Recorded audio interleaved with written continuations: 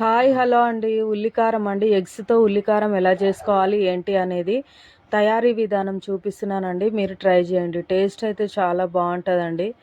అదిరిపోతుందనమాట. ఒకసారి అయితే ట్రై చేయండి. దానికి కావాల్సినవి ఒక 4 ఉల్లిపాయలు సన్నగా తరిగి పెట్టుకోవాలి. ఒక 2 ఎగ్స్ అయితే బాయిల్ చేసి పెట్టుకోవాలన్నమాట. ఒక గిన్నె పెట్టుకోనండి. అందులో ఉల్లిపాయలు మంచిగా గోల్డెన్ కలర్ వచ్చేంత వరకు తగినంత ఆయిల్ వేసుకొని వేయించుకొని పసుపు వేసుకోవాలన్నమాట. ఇంకా నేను ఈ ఉల్లికారం అన్నాను కదండి, దానికి కావాల్సినంత తగినంత కారము, ఉప్పు, జీలకర్ర, ఎల్లిపాయలు అనమాట. ఇవన్నీ వేసి మిక్సీ పట్టుకున్నాను అనమాట. ఈ ఉల్లిపాయలు వేగినాయి కదండి, ఈ కారపొడి అందులో వేసుకొని బాగా కలపాలన్నమాట. ఉడికించుకున్న గుడ్లని కొద్దిగా ఆయిల్ వేసి నేను డీప్ ఫ్రై లాగా అలా వేయించుకున్నాను.